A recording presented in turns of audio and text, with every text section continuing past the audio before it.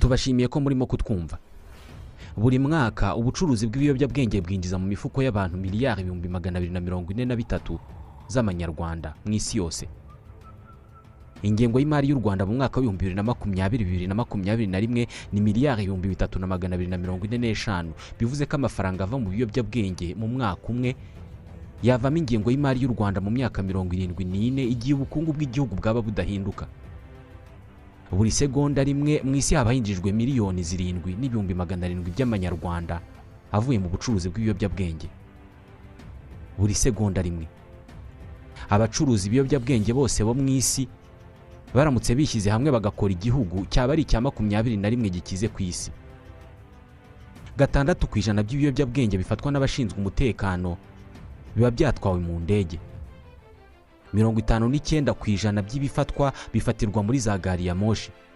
Mu mato ho hafatirwa 35% by'ibiyobyabwenge byose bifatirwa ku isi. Mu 2011 muri Mexique abacuruzi b'ibiyobyabwenge bishe abantu 595 bari bashinzwe kurwanya icuruzwa ryabyo. Kuva mu 2006 muri Mexique honyine abantu 50,000 bamaze kwicwa n'abacuruzi b'ibiyobyabwenge kubera ko babangamiraga ubucuruzi bwabo. Umuryango w'abibumbye uvuga ko 42% bya kokayine ikorwa mu isi ariyo yonyine ifatwa. Indi yose abantu bayinjiza mu mibiri yabo. Nitwa ISMAEL MWANAFUNZI. Mu 2018 imibare yagaragajwe n'ibitaro bivura indwara zo mu mutwe bya Ndera muri Gasabo yerekanye ko abahivurije batewe ibibazo n'ikoreshwa ry'ibiyobyabwenge bari 994 mu 2010. Babaye 1432 mu 2015, mu 2016 baba 2804, naho mu 2017 bagabanukaho gato baba 1960. Abantu banywa amoko menshi cyane y'ibiyobyabwenge haba mu kwivura cyangwa se mu kwishimisha. Inzoga, itabi, urumogi, cocaine, heroine, morphine, ketamine, amamfetamine, metamfetamine, phenethyline n'ibindi byose biherwa na ine, LSD n'ibindi byinshi cyane. Byose ntabwo babinywa cyangwa se ngo babirye bagamije guhaga. Icyo babishakamo cyose kibera mu bwonko bwabo. Uyu munsi ikoranabuhanga rifite ubushobozi bwo gusobanura iki biyobyabwenge bikora mu mitwe y'ababinyoye. Ni iki mu by'ukuri kiba mu bwonko bw'umuntu maze kunywa ibiyobyabwenge? Niba biyobya ubwenge, kubera icyo abantu babinyoye bifuza gukomeza kubinywa? Bigenda bite ngo bibate umuntu?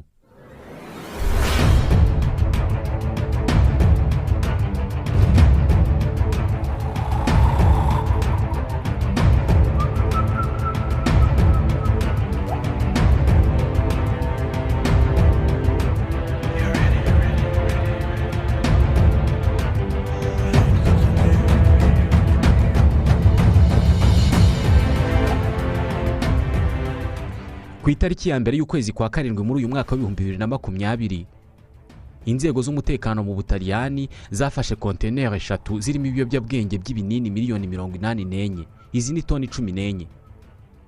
Ni ibiyobyabwenge byo mu bwoko bw'amamfetamine byari byarakorewe muri Syria bikozwe n'umutwe wa leta ya Kisilamu. Ibi biyobyabwenge bifite agaciro ka miliyari 1 y'amayero. Izi ni miliyari 1000 z'amanyarwanda. Ni hafi 1/3 cy'ingengo y'imari y'u Rwanda y'umwaka wa 2020-2021. Uyu munsi Syria nicyo gihugu cya mbere ku isi mu gukora mwene ubu bwoko bw'ibiyobyabwenge. Inzego z'umutekano zemeza ko aha ariho umutwe wa leta ya Kisilamu ukura ingengo y'imari ukoresha mu kugura intwaro no kugaba ibitero. Buri segonda rimwe mu isi haba hasaruwe kandi hatunganijwe ibiro 2 by'urumogi. Mu 2014 nibura abantu 3.8% ubaza abatuye isi bose banyoye ku rumogi. Muri uwo mwaka wonyine buri munsi mu isi hakorwa toni 180 z'urumogi. Nicyo kiyobyabwenge kitemewe kinyobwa n'abantu benshi ku isi. Mu 2018 umuryango w'abibumbye wabaraga abantu miliyoni 192 banywaga urumogi muri iyi si. Mu 2017 bari miliyoni 191, bivuze ko mu mwaka umwe wonyine havutse abanywa urumogi miliyoni 10. Ni gute icyatsi gishobora kwimeza iyo bakinjije mu mubiri gituma umuntu azengera ubwenge bwe bukayoba? Kiriya giti cyitwa urumogi kibamo ikinyabutabire cyitwa tetrahydrocannabinol. THC. Ubwonko bwa buri wese muri twe buba bwifitemo ibyo wagereranya n'ibinure, babyita lipide. 55% by'uburemere bw'ubwonko bwawe ni ibinure. Ibinure byo mu mubiri aho biva bikagera bikunda iki kinyabutabire cya tetrahydrocannabinol THC kiba mu rumogi. Iyo iki kinyabutabire gihuye n'ibinure byo mu bwonko, ibi binure biba bibonye ikintu bikunda byifuzaga. Mu bihe bisanzwe amakuru yose yinjiye mu bwonko abukwirakwiramo ameze nk'amashanyarazi. Ubwonko bwawe bufite utunyangingo miliyari 100 batwita neurone. Amakuru yose ari mu mutwe wawe ava mu kanyangingo kamwe ajya mu kandi anyuze mu binyabutabire byitwa neuromediateur. Ni ubwoko bw'abahuza bakuri mu mutwe. Buri kanyangingo k'ubwonko buri gihe iyo kakiriye amakuru nako gahita koherereza akakoherereje amakuru ubutumwa bunyura mu binyabutabire bukamenyesha ko amakuru kohererejwe kayabonye, bityo ntigakomeze kohereza. Ni nk'uko wanyoherereza ubutumwa bugufi kuri telefone nanjye nkahita ngusubiza nkubwira ko nabubonye. Buri kanyangingo k'ubwonko kaba gafite utumenyetso twitwa recepteur dushinzwe kwakira amakuru azanywe na za neuromediateur. Uribuka za ntumwa? Umubare w'utwo tumenyetso urangana neza n'umubare wa neuromediateur cyangwa se za ntumwa. Neza nk'uko ingufuri iba ifite umwanya winjiramo urufunguzo umeze neza nk'urufunguzo. Aha rero niho urumogi rukora mu bwonko bw'umuntu. Tetrahydrocannabinol cyangwa se cya kinyabutabire cyo mu rumogi kiragenda kikajya mu mwanya wa twa tumenyetso dutwara amakuru neuromediateur. Ibi bigatuma utunyangingo tw'ubwonko duhererekanya amakuru atariyo. Niba wanyoye urumogi umuntu akakubwira ijambo, utunyangingo tw'ubwonko dutwara amakuru ntabwo dushobora gutwara ayo makuru neza uko yahawe. Iyi ni ingaruka imwe. Hari izindi. Imwe mu mpamvu ituma abantu banywa urumogi ni ugushakisha ibyishimo. Tetrahydrocannabinol cyangwa se THC kimwe n'ibindi biyobyabwenge ni ibinyabutabire bigenda bigakora kuri zone ebyiri cyangwa se uduce tubiri tw'ubwonko dushinzwe ibyishimo. Ni icyitwa noyau accumbens ndetse n'icyitwa aire tegmentale ventrale. Ibi nibyo bice bibiri bituma wumva wishimye iyo urimo kurya shokora cyangwa se ikindi kiribwa. Ibi nibyo bikora ibyishimo iyo ubonye umuntu wari ukumbuye cyangwa se ikipe ufana itwaye igikombe. Utunyangingo tuba muri utu duce tubiri tw'ubwonko tubamo umusemburo witwa dopamine. Iki ni ikinyabutabire gishinzwe gutwara amakuru yose arebana n'igihembo. Abana bikurura ku mutumba, iyo wikuruyeho akamanuka akagera mu kabande, amakuru y'uburyohe bw'icyo gikorwa akoze agenda mu musemburo wa dopamine ava mu kanyangingo kamwe ajya mu kandi. Uyu musemburo ni usundikira uwo mwana kuzamuka akongera akajya gutangira agakomeza kwikurura kuri uwo mutumba kugeza ikabutura yicitse. Nta muntu n'umwe uhora yishimye mu buzima bwe bwose ngo ahora aseka ubusa aho ariho hose. Uramutse ubonye umuntu umeze uko useka nta kimusekeje wahita ubona ko afite ikibazo mu mutwe. Impamvu tudahora duseka ni uko mu mutwe wacu dufite utundi tunyangingo dushinzwe kohereza ubutumwa bwitwa message d'inhibition. Utunyangingo dushinzwe kohereza imisemburo y'ibyishimo two duhora tuyohereza buri gihe, ariko itangirwa n'izo message d'inhibition bityo umuntu ntahore yishimye nta mpamvu. Iyo umuntu anyoye urumogi rero by'umwihariko cya kinyabutabire kirurimo cyitwa tetrahydrocannabinol cyangwa se THC kiragenda kikiyomeka kuri twa tunyangingo dushinzwe kugenzura ibyishimo, dushinzwe kugabanya imisemburo y'ibyishimo. Twa tundi dushinzwe gupfuka umusemburo w'ibyishimo tukawubuza kwisukiranya igihe cyari cyo cyose ngo umuntu ahore yishimye nta mpamvu. Ibi bituma twa tunyangingo dushinzwe gukora ibyishimo tubikora ku bwinshi tudafite ikidutangira. Noneho umuntu akishima nta kimushimishije gihari. Umuntu agatangira guseka ubusa nta kintu na kimwe cyabaye kimusetsa. Uzabibona ku bantu banyoye urumogi. Gusa ntabwo buri gihe ari uko bigenda. Madame Martine Codor ni umushakashatsi ku buzima bwo mu mutwe mu kigo cy'Ubufaransa gishinzwe ubushakashatsi CNRS. Iyo umuntu anyoye urumogi ruke rumutera ibyitwa anxiolyse. Uku ni ukugabanuka k'umuhangayiko ahubwo kumva wishimye. Ariko iyo urunyoye ari rwinshi bitera ibyitwa anxiogène. Ibi ni ukumva uhangayitse kandi usa n'urakaye. Provoquer un état anxieux. Ibi ntabwo birangirira ahangaha. iki kinyabutabire cyo mu rumogi gikora no ku bindi bice by'ubwonko. Umuntu wanyoye urumogi atakaza ubushobozi bwo kugenzura bimwe mu bice by'umubiri we, ndetse atakaza ubushobozi bwo kwibuka ibintu bibaye ako kanya. Iyo umuntu amaze kunywa urumogi, tetrahydrocannabinol cyangwa se THC ikaba yamugeze mu bwonko ari nyinshi. Itumanaho hagati y'utunyangingo two mu bwonko bwe rirangirika cyane. Ubusanzwe mu bwonko bwa buri wese muri twe harimo agace kitwa cervelle gashinzwe guhuza ibice by'umubiri wacu n'ubwonko bwacu. Niba ushaka kwikora ku jisho, cervelle niyo igufasha kuzamura ikiganza cyawe kigakora ku jisho koko aho gukora ku zuru. Iki kinyabutabire kiba mu rumogi iyo kigeze mu bwonko kigabanya umuvuduko ibice by'umubiri byinyeganyezagaho. Igice gisanzwe kigenzura ukwinyeganyeza kw'ibice by'umubiri kibura amakuru y'uburyo cyari gisanzwe kibigenza ngo kigufashe kuzamura ukuguru ku muvuduko usanzwe ubikoraho. Iki kinyabutabire kandi kijya mu bwonko kikabangamira igice cyitwa hippocampe. Ubu ni bwo bubiko bw'ubwonko. Ikinyabutabire cya THC iyo kigeze mu bwonko kiragenda kikajya mu tunyangingo tubika amakuru y'igihe gito. Utunyangingo tugufasha kwibuka aho wabitse imfunguzo, cyangwa se tukagufasha kwibuka ko umaze kwisiga amavuta mu kanya gashize ku buryo utari buhite wongera kuyisiga, cyangwa se nanone tukakwibutsa ko umaze gushyira umunyu mu byo kurya ku buryo udahita wongeramo undi. Amakuru yose yinjira mu mutwe anyura muri hippocampe. Utunyangingo two muri hippocampe nitwo duhererekanya ayo makuru tukayabika. THC iyo igeze muri hippocampe rero ifunga inzira amakuru anyuramo muri utwo tunyangingo. Bityo niba wamaze gushyira umunyu mu byo kurya, ayo makuru y'uko wawushyizemo akaba nta hantu na hamwe aherereye mu bwonko bwawe, ugahita wongera ukawushyiramo kandi wawushyizemo mu munota umwe ushize. Bitewe n'uko ikinyabutabire cya THC kiba mu rumogi kigera mu mutwe w'umuntu kikigana ibinyabutabire bishinzwe guhererekanya amakuru hagati y'utunyangingo, ibi bituma umuntu wanyoye urumogi atekereza ko muri ako kanya harimo kuba ibintu byinshi icyarimwe, bigatuma atekereza ko igihe kirimo kwiruka.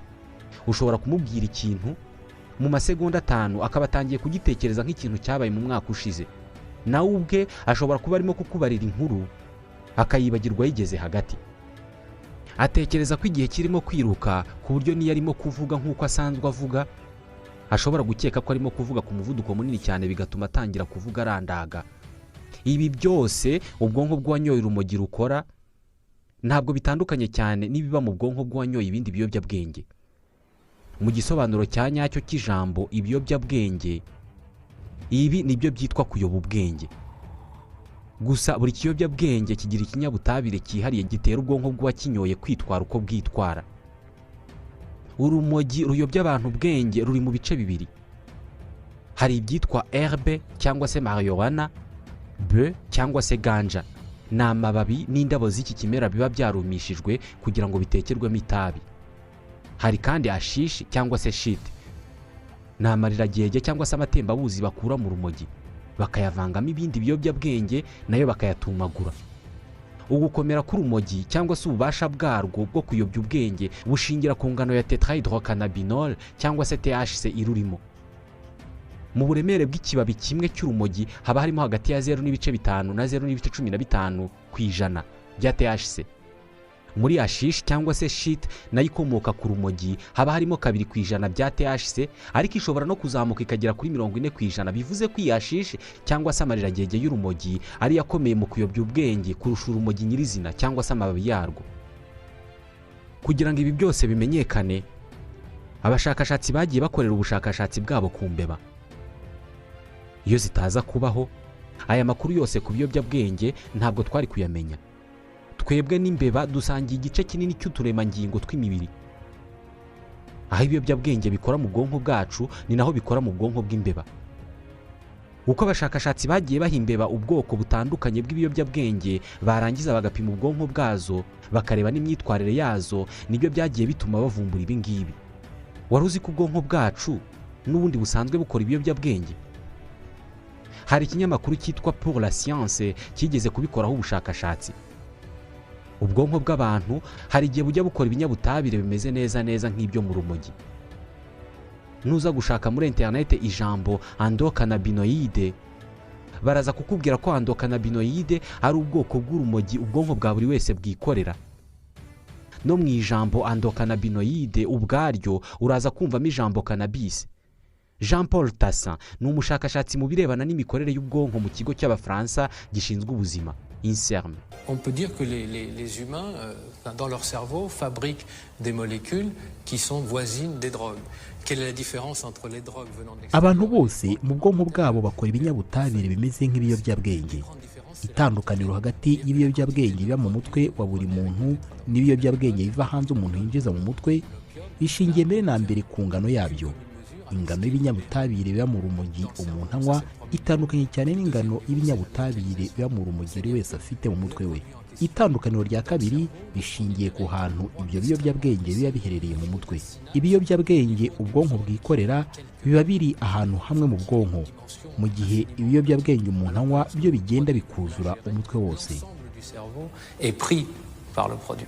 Et donc tous les sites sont simultanément stimulés. Abantu bakoze ubushakashatsi ku rumogi bashaka kureba ikintu kirimo gituma abantu barunywa bakazengera, nibo bavumbuye ko mu bwonko bw'umuntu hari utunyangingo dukora ikiyobyabwenge kimeze nk'urumogi, ku buryo iyo unyoye urumogi ibirurimo biragenda bigahura n'icyo kiyobyabwenge kikuri mu mutwe bikamatana neza neza. Igice cy'ubwonko bwacu gishinzwe kuvubura ibinyabutabire by'urumogi cyangwa se gishinzwe gukora mwene ibi binyabutabire cyitwa systeme endocannabinoide. Iki ni igice cy'ubwonko gifite akamaro kanini kubera ko nicyo gipima ingano y'ubushake umuntu agira bwo kurya. Mu yandi magambo, ubwoko bw'ibiyobyabwenge bukorwa n'ubwonko bwacu nibwo bugena ingano y'ibiryo turya uko bigomba kuba bingana n'ingano y'ubushake ugira bwo kurya, appétit. Iki gice cy'ubwonko kandi ni nacyo kigena ingano y'umuhangayiko umuntu agira. Uhangayika ku rwego runaka bitewe n'ingano y'ibiyobyabwenge ubwonko bwawe bukora. Iki gice cy'ubwonko ni nacyo gipima ingano y'ububabare umuntu agira. Iyo usitaye cyangwa se iyo wikebye n'icyuma urababara, ariko buriya bubabare ugira ni buke cyane ugereranije n'ubwo wagira uramutse usitaye cyangwa se ukikeba, ariko ubwonko bwawe ntibukora ingano runaka y'ikiyobyabwenge gishinzwe gushyira ingano y'ububabare ku gipimo runaka, igipimo gikwiye. Iki gice cy'ubwonko gishinzwe kuvubura ibi biyobyabwenge mu bwonko bwawe gisa naho ari cyo gituma umubiri w'umuntu uguma uko umeze ntuhindagurike. Iki gice cy'ubwonko banacyita systeme homeostatique. Homeostasie ni ijambo rinasobanurwa nk'iringaniza, équilibre. Buri segonda mu mubiri wa buri wese muri twe utunyangingo miliyoni 2 turapfa tukavaho. Buri segonda kandi nanone utundi tunyangingo miliyoni 2 two mu mubiri turavuka. Ni iringaniza ripimye neza neza. Niyo mpamvu iyo uryamye mu ijoro urabyuka mu gitondo wakwireba mu ndorerwamo ugasanga uracyari wa wundi, ugasanga ntacyo wahindutseho. Iki gice cy'ubwonko gikora ibiyobyabwenge rero nicyo kiringaniza imiterere y'umubiri ku buryo uhora urumwe, nyamara mu mubiri wawe hahora hakorerwa ibimeze nk'akazi ko mu ruganda, ariko ntacyo biguhinduraho. Ibi ni akazi ka cya gice cy'ubwonko cyitwa systeme endocannabinoide cyangwa se systeme homeostatique. Ujya ubona ukuntu muri iyi minsi aho tugiye kwinjira hose badupimisha kuma gapima ingano y'umuriro dufite. Ujya ubona ukuntu buri gihe iyo bagupimye bagusangamo umuriro wenda kungana. Kenshi biba ari dogere Celsius 36 n'ibice bihindagurika, kandi we muri wowe hari igihe uba wumva ushyushye cyane cyangwa se ukonje cyane. Systeme homeostatique niba yakoze kariya kazi ko kuringaniza ubushyuhe bw'umubiri wawe bugahora buri ku kigero cyenda kungana. Ubwoko bw'ikinyabutabire kimeze nk'urumogi ubwonko bwacu bukora cyitwa cannabinoide endogene. Iyi endogene isobanuye ko ari cyo mu mubiri imbere, naho ubwoko bw'ikinyabutabire kiba mu rumogi urunguru rw'ikimera abantu banywa cyitwa cannabinoide exogene. Iyi exogene isobanuye ko ari igiturutse hanze y'umubiri. Hari ibiyobyabwenge bikomeye kurusha urumogi mu kuyobya ubwenge, byo ushatse wanabigereranya n'uburozi.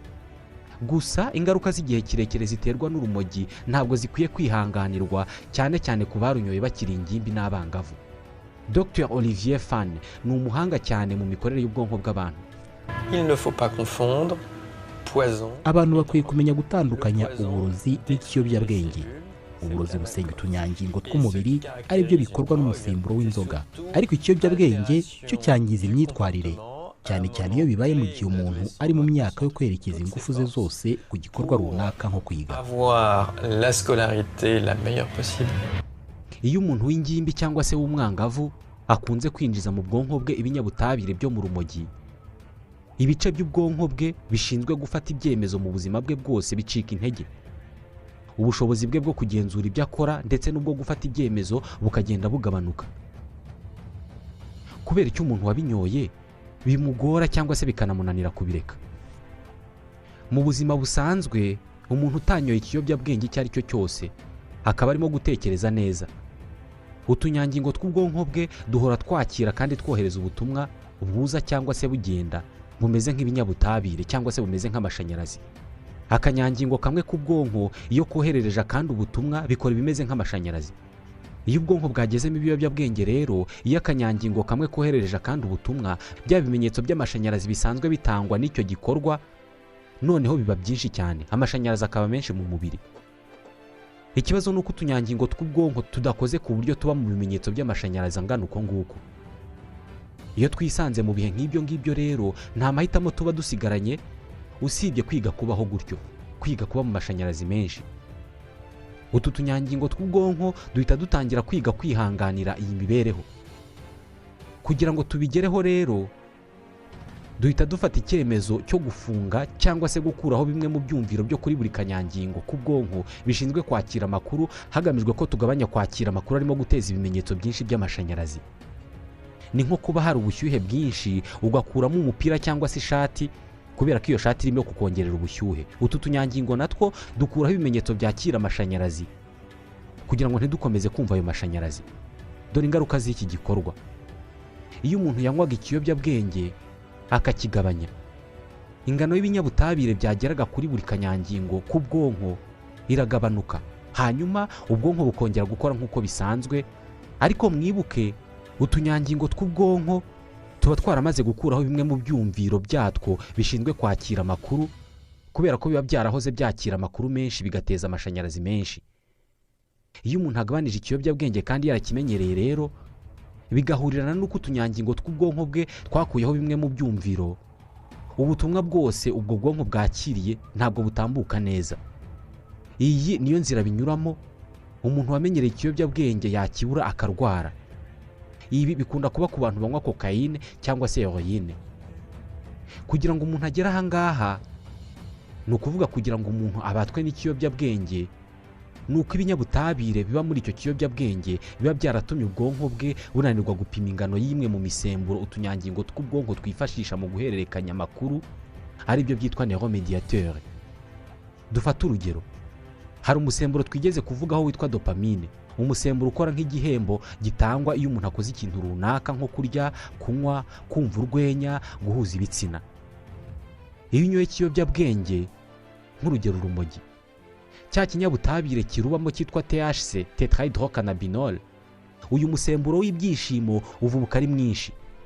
Iyi niyo mpamvu abantu benshi bakunda kunywa urumogi, kubera ko iyo barunyoye uyu musemburo uravubuka cyane, bakumva ibyishimo byinshi kandi nta kintu cyabaye gishimishije. Ikibazo kivuka iyo unyoye ikiyobyabwenge runaka uyu munsi, n'ejo ukongera, n'ejo bundi ukongera, bikageraho igipimo wa musemburo wa dopamine wagarukiragaho kizamuka. Niba waguhaga ibyishimo bihagije ari uko wanyoye urumogi rimwe ku munsi, noneho igipimo kirazamuka ugatangira kuguha ibyishimo ari uko warunyoye kabiri ku munsi. Abantu batanywa ibiyobyabwenge batanywa n'inzoga, igipimo cy'uyu musemburo kiba kiringaniye. Iyo bariye cyangwa se iyo banyoye byonyine, mu bwonko bwabo havubuka igipimo gihagije cy'uyu musemburo, umuntu akumva arishimye, ashimishijwe no kunywa byonyine cyangwa se ashimishijwe no kurya. Ariko iyo igipimo uyu musemburo ugarukiraho cyamaze kuzamuka, kunywa cyangwa se kurya ntabwo biba bihagije. Niyo mpamvu abantu banyoye inzoga cyane ashobora kumva no kurya ntacyo bimubwiye igihe atabonye agacupa. Niyo mpamvu abantu babaswe n'ikintu runaka baba biteguye gukora icyo ari cyo cyose kugira ngo babone icyo kintu cyababase, icyo kintu kibaha ibyishimo. Urumogi ntabwo ari cyo kiyobyabwenge cya mbere gifite ububasha bwo kubata. Abantu 9% banyoye urumogi nibo bava ku rwego rwo kurunywa bisanzwe bakagera ku rwego rwo kubatwa narwo. Kokayine iyo mu bantu 100 bayinyoye 20 irababata. 30% by'abantu banyoye itabi bo rirababata. Ubundi kugira ngo ikiyobyabwenge kigere mu bwonko bw'umuntu kinyura mu maraso. Ubundi ibiyobyabwenge abantu banywa babinyujije mu kanwa nibyo bibata gake kurusha ibiyobyabwenge banywa babinyujije mu nzira zituma bigera mu bwonko vuba. nk'urugero ibiyobyabwenge abantu biyinjiza mu mubiri babinyujije mu nshinge nka za heroine bigera ku bwonko vuba kubera ko amaraso y'umuntu akoresha amasegonda 60 akabazengurutsa umubiri wose. Bivuze ko niba witeye urushinge rurimo ikiyobyabwenge ubwo mu munota umwe kiraba cyamaze kugera mu bwonko. Ibiyobyabwenge binyuzwa mu mwuka cyangwa se mu mwotsi nk'urumogi n'itabi byo bijya mu nzira inyuramo umwuka duhumeka, byagera mu bihaha bikanyura mu dutsi duto cyane twitwa capillaire tuba mu mubiri w'umuntu, ubundi bikaba byinjiye mu maraso, bityo mu gihe kitageze ku munota umwe bikaba byageze ku bwonko. Inzoga yo kubera ko inyura mu kanwa nk'amazi urayimira ikagera mu gifu ikajya mu mara, ubundi ikinjira mu maraso. Inzoga yinjira mu maraso ariko ntabwo ari y'amazi umira agera mu maraso. Ibinyabutabire birimo nibyo bijya mu maraso. Mu minota 60 nibwo inzoga uba wanyoye iba maze gukwira mu mubiri wose, mu maraso yose. Ibiyobyabwenge bikomeye nka cocaine cyangwa se heroine nabyo iyo bihumetswe binyura mu nzira nk'izitabi n'urumogi, hanyuma byagera mu bwonko bikajya ku gice cy'ubwonko cyitwa tronc cerebral gishinzwe kugenzura bimwe mu bikorwa by'umubiri bitubeshaho nko gutera k'umutima cyangwa se guhumeka. Niyo mpamvu umuntu winjije mu mubiri we cocaine cyangwa se heroine nyinshi agera ibyitwa overdose, kubera ko ibi biyobyabwenge iyo bigeze mu bwonko bibuza tronc cerebral gukora akazi kayo ariko ko kugenzura uko umutima utera no guhumeka. Umuntu akaba yapfa aheza umwuka cyangwa se umutima wo guhagarara.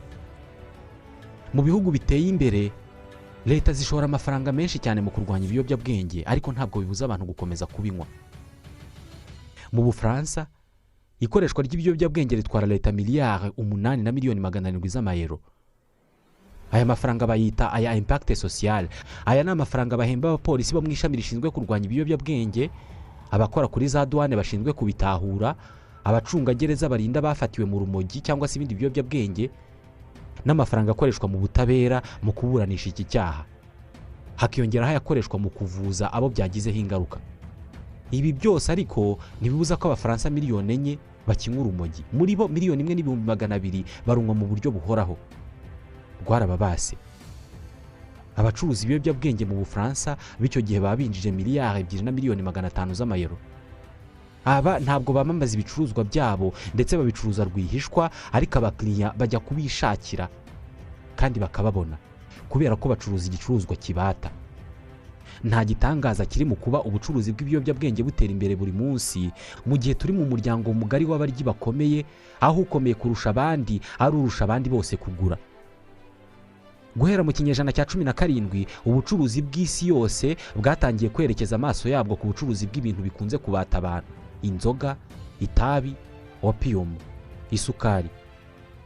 Uyu munsi nabwo ubucuruzi bw'isi ntabwo butandukanye n'ubw'iki gihe, kubera ko mu 2009 amabanki yo mu isi yagiye mu gihombo aza kugikurwamo n'icuruzwa ry'ibiyobyabwenge. Mu 2008 ubukungu bw'isi yose bwaraguye bitewe n'uko mu 2001 amabanki muri Leta Zunze Ubumwe za Amerika yagabanije inyungu yaka ku nguzanyo, ashishikariza abaturage kuguza amafaranga ari benshi kugira ngo bagure amazu. Amagana y'amamiliyoni y'Abanyamerika n'Abanyaburayi bihutiye kuguza amafaranga muri banki bagura amazu.